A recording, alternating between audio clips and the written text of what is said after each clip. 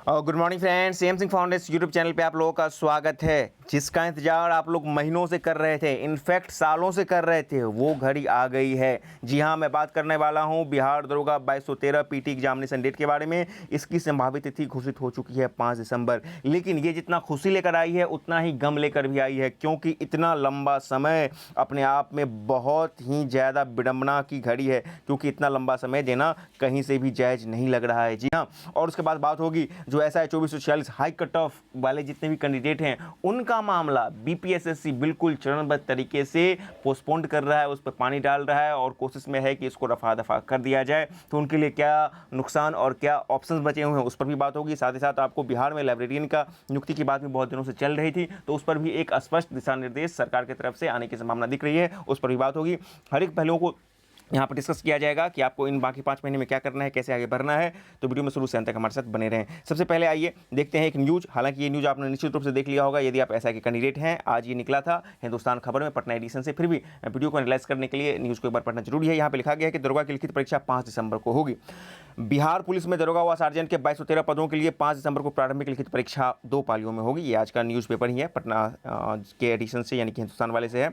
Bihar police अवर सेवा आयोग संभावित तिथि तय करते हुए सभी डीएम को तैयारी के लिए पत्र लिखा है। अब इसी का जो है एक विस्तृत न्यूज़ यहाँ पे है, देख लीजिए। ये हिंदुस्तान लाइव में निकला हुआ था। यहाँ पे लिखा गया है कि बीपीएसएससी में लिखा गया है बिहार पुलिस में दरोगा सार्जेंट की बहाली के लिए लिखित परीक्षा 5 दिसंबर को। काफ़ी लंबा समय नहीं लगता है, आप लोगों को कमेंट में जरूर बताइएगा। अब आते हैं, देखते हैं। बिहार पुलिस अवर सेवा आयोग ने जिलों को तैयारी के लिए लिखा पत्र। दरोगा के 1998 और सार्जेंट के 215 पदों के लिए होनी है बहाली। वर्ष 2020 में ही दोनों पदों के लिए निकाला गया था विज्ञापन। 6.25 लाख के करीब अभ्यर्थियों ने इसके लिए भरा है फॉर्म। आपको पता होगा कि अगस्त महीना में, ठीक आज से एक साल पहले जाइए तो अगस्त 2020 में आनन फानन में विधानसभा का चुनाव था संभावित। तो आनन फानन में रातों रात निकाल दिया जाता है विज्ञापन, ठीक है ना। तो उस समय तो लगा था कि चलो इतना जल्दी विज्ञापन आएगा, तुरंत तुरंत सब कुछ होगा, लेकिन वो सिर्फ और सिर्फ एक एजेंडा था अपना, उसको भुना लिया गया है। अब एक साल बीत जाने के बाद भी अभी इसका पीटी का डेट का घोषणा हुआ है, और वो भी पीटी एग्जामिनेशन लगभग 1.5 साल के बाद होने वाला है, मतलब फॉर्म भरने से लेकर अभी तक। और इस बीच में आपको बहुत सारी चीज़ें बदल जाती है। तो आयोग को सोचना चाहिए कि जो रेगुलर बेसिस पे जो कैंडिडेट तैयारी करते हैं उनके मनस्थिति पे क्या फ़र्क पड़ता है, इतना लंबा यदि आप गैप देते हैं, ठीक है। आइए आगे क्या पढ़ते हैं।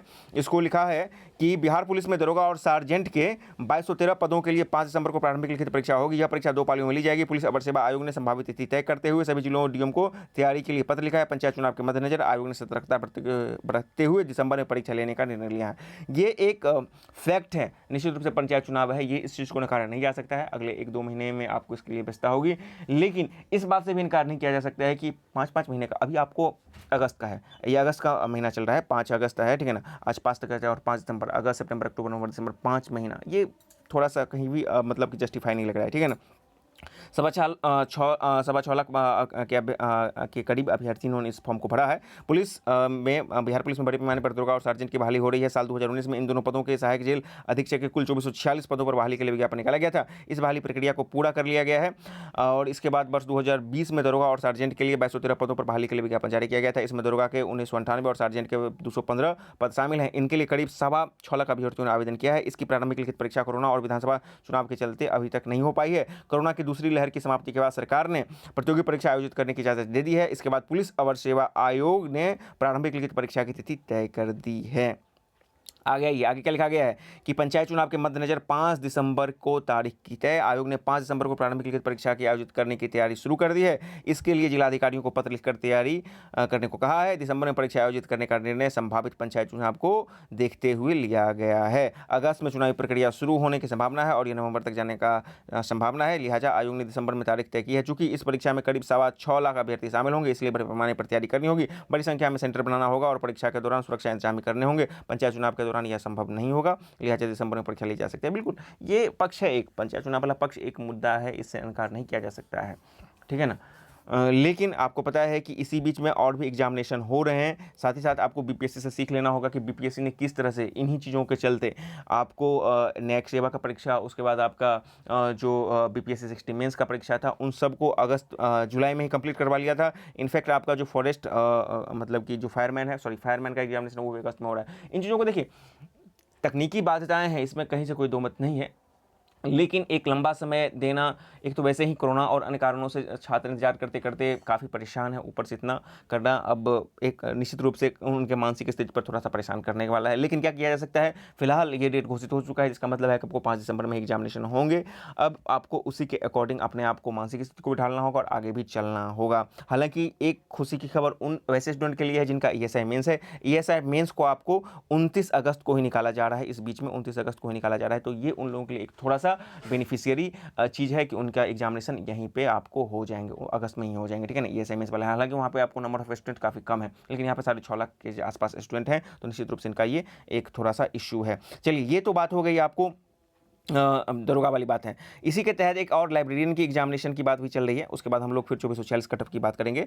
लाइब्रेरियन देखिए तैयारी, लाइब्रेरियन की नियुक्ति के लिए इस बार होगा एसटीईटी, ठीक है ना, शिक्षा विभाग का ये है। एसटीईटी के लिए इसी माह बिहार बोर्ड भेजा जाएगा प्रस्ताव। अब तक 700 पदों की हो चुकी है पहचान। 2010 से 13 के बीच हुई थी 1700 लाइब्रेरियन की नियुक्ति। प्रदेश में लाइब्रेरियन की नियुक्ति के लिए शिक्षा विभाग तैयारी कर रहा है। इसके लिए इस बार विभाग ने एसटीईटी के आयोजन का प्रस्ताव तैयार किया है। इसी माह बिहार बोर्ड एसटीईटी आयोजित करने का प्रस्ताव देने जा रहा है। जानकारी के मुताबिक लाइब्रेरियन की नियुक्ति के लिए एसटीईटी कराने के लिए शिक्षा विभाग सैद्धांतिक निर्णय ले चुका है। विभाग ने इसके लिए जिला शिक्षा पदाधिकारी से पदों की जानकारी मांगी थी। अब तक 700 पदों की पहचान हो चुकी है। जिलों से अभी तक पद निकालने की संभावना है। एसटीईटी में पात्र अभ्यर्थियों से ही लाइब्रेरियन की नियुक्ति के लिए नियोजन प्रक्रिया शुरू की जाएगी। बिना एसटीईटी के पास किए हुए भी 1700 लाइब्रेरियन की नियुक्ति। पहले क्या था कि आपको सर्टिफिकेट है, तो लाइब्रेरियन का भी एक कोर्स होता है, प्रत्येक विश्वविद्यालय में होता है और उसके अंगीभूत कॉलेजेस में होता है। तो लाइब्रेरियन का आपके पास जब सर्टिफिकेट था पिछली बार 2013 वाले में, तो आपको ऐसे ही बहाली हो जाता था। लेकिन इस बार आपको सर्टिफिकेट के साथ, जैसे एसटीईटी टीटी के क्या होता है कि आपको सर्टिफिकेट होना चाहिए ट्रेनिंग का, बीएड का, डीएड का, और उसके बाद आपको पात्रता परीक्षा पास करनी। तो सेम प्रोसेस यहाँ पर भी होने वाला है। तो उल्लेखनीय है कि वर्ष 2010 से 2013 के बीच लाइब्रेरियन के करीब 1700 पदों पर नियुक्ति की जा चुकी है। हालांकि ये नियुक्ति एसटीईटी के जरिए नहीं की गई थी।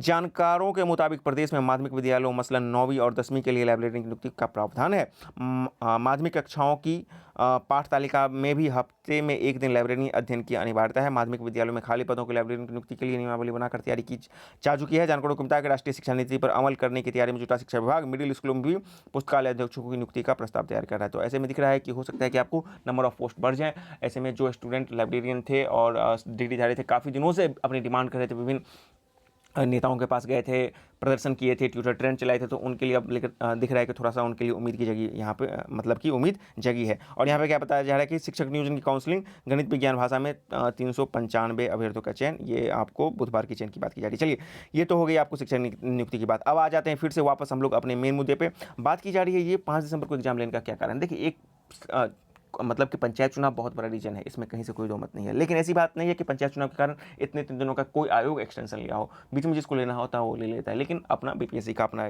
पैटर्न होता है, बीपीएससी का एक जो इनपुट ये भी है कि आपको पता है कि अभी आपको 177 वाला है, उसका पासिंग आउट पीरियड होगा। उसको निकालने के बाद जो 2446 गए हैं उनको ट्रेनिंग के लिए बुलाया जाएगा और उसको भी फेज वाइज ट्रेनिंग लिया जाएगा। तो अभी उनको एक तरह से कहते हैं कि बैकलॉग जो ट्रेनिंग है और जो प्रोसेस है उसमें उनको कंप्लीट करने में थोड़ा सा वक्त लग रहा है। तो जानबूझ के ये एक प्रोसेस में इनको थोड़ा सा डिले कर रहा है, ये एक रीज़न है, इससे आप इनकार नहीं कर सकते। पंचायत चुनाव तो एक रीज़न है, लेकिन ये भी एक रीज़न है कि उनके पास ट्रेनिंग सेंटर वगैरह की भी कमी है। वो तो चाह रहे हैं कि थोड़ा सा इस प्रोसेस को पूरा डिले कर दिया जाए ताकि आगे आने वाले चीज़ों के लिए उसे स्पेस और अन्य चीज़ें आसानी से प्राप्त हो। अब दिसंबर में आपको एग्जामिनेशन होगा तो ऑब्वियसली उसका रिजल्ट जनवरी में, और फिर जनवरी 2022 में, फिर उसके बाद उसका एग्जामिनेशन मेंस का, तो होते होते लगभग यदि बहुत फास्ट भी करेगा तो 3 से 4 महीना, मतलब पीटी एग्जामिनेशन से मेंस एग्जामिनेशन करवाने में और रिजल्ट देने में लगा देगा। तो तब तक बहुत चीज़ें उसके लिए नॉर्मल हो जाएंगी। तो इसीलिए वो थोड़ा सा उस लिहाज से भी उतना लेट ये जा रही है, नहीं तो आराम से किसी न किसी एक दिन ये चाहती तो निकाल लेती बीपीएससी। तो खैर ये एक बात है। अब बात कर लेते हैं जो 2446 वाले कैंडिडेट हैं उनके लिए क्या। देखिए, 2446 वाला का हाई कटअप का मुद्दा बार बार गरमा रहा है। इस यदि पूरे प्रोसेस में देखा जाए तो बहुत ज़्यादा कॉन्स्पिरेसी है, बहुत ज़्यादा प्राइवेसी है, और मैं बार बार कहता हूं कि मोर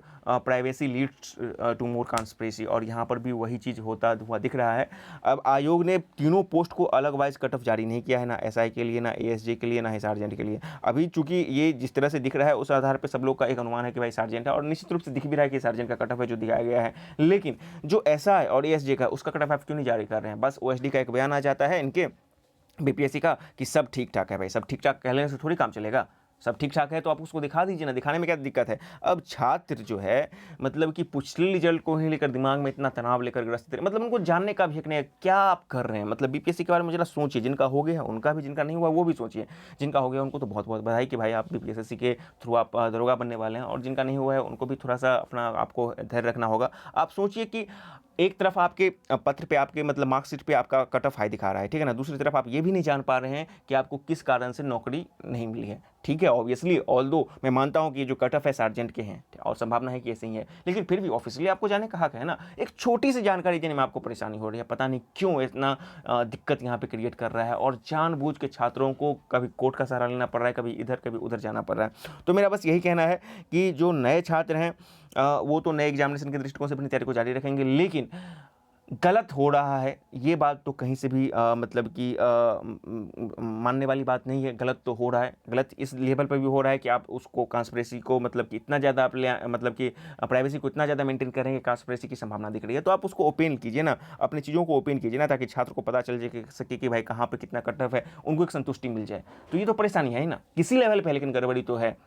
और यदि इससे ऊपर यदि धांधली की बात है तो वो तो जांच की विषय है, उस पर तो मैं विशेष कुछ नहीं कह सकता हूँ। हाँ, यदि आप एक बार आयोग एएसजे का, उसके बाद एसआई का और उसके बाद सार्जेंट का, तीनों पोस्ट का पोस्ट वाइज कट ऑफ जारी कर दे, फिर सारा का सारा दूध का दूध और पानी का पानी हो जाएगा। हालांकि बहुत छात्र तो ये भी कह रहे हैं कि हमको मेरे एक्सपेक्टेशन से भी ज़्यादा मतलब कि कम नंबर दिया गया, तो उसका तो सोल्यूशन एक ही है कि ओएमआर और कार्बन कॉपी पर आपको हाईकोर्ट में सुनवाई चल रही है, लेकिन आपको पता है कि कोरोना और अनचाल कारणों के चलते दोबारा उसका सुनवाई नहीं हो पाया, अभी तक वो मामला पेंडिंग है। इसी तरह बीएसएससी का भी एक केस पेंडिंग था, लेकिन हाईकोर्ट में उसकी सुनवाई नहीं हो पाई थी। तो खैर जो कोर्ट का मामला है उसमें तो लंबा वक्त लगेगा आने में, लेकिन आयोग को अपनी तरफ से इनिशिएटिव लेना चाहिए। कम से कम आप चलिए 2446 में तो मतलब कि जो हुआ उसको तो आपने पुराना वैकेंसी मान के मार दिया, कम से कम 2213 में भी तो सीख लेकर के कीजिएगा, लेकिन ऐसा आप नहीं कीजिएगा। यानी कि मैं छात्रों को बोल रहा हूँ कि बीपीएससी ऐसा कुछ भी नहीं करने वाली है, ये एक तय बात है, ठीक है ना। वहाँ पे बहुत सी चीज़ें हैं जिनमें सुधार की गुंजाइश है, जिसमें बदलाव की गुंजाइश है।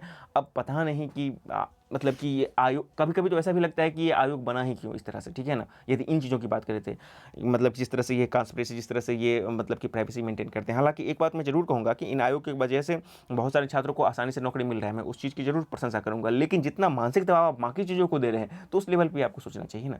तो फिलहाल ये छात्र अपनी आवाज़ को उठाते रहें, उनका कोर्ट का जो मामला है उसको में भी जाते रहें, और साथ ही साथ जो एग्जामिनेशन है फोर्थ कमिंग उसको भी तैयारी करके रखें। क्योंकि एक बात है, आपको इसी सिस्टम में रहकर इसी सिस्टम की खामियों को दूर करना है, और इसी में आपको जॉब भी लेना है, ठीक है ना।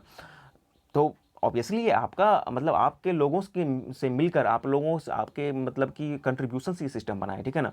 लेकिन इस सिस्टम में कहीं खामी है तो उसको उजागर करना है। बीएसएससी को भी एक दिन ऐसे ही घमंड था, एक समय ऐसे ही घमंड था कि वो सब कुछ नॉर्मल कर रही है, लेकिन जैसे ही उसका मतलब कि गड़बड़ी बाहर आया तो उसके सचिव से लेकर के अध्यक्ष सब जेल गए थे। तो यदि बीपीएससी भी कहीं गड़बड़ी है, मैं बोल रहा हूँ, यदि बीपीएससी में कहीं भी गड़बड़ी है तो निश्चित रूप से एक ना एक दिन इसको भी बाहर आएगा, और इसको भी अपने जो भी गलतियां हैं उसको मतलब कि सामने लाना पड़ेगा, और उसका खामियाजा भुगतना पड़ेगा।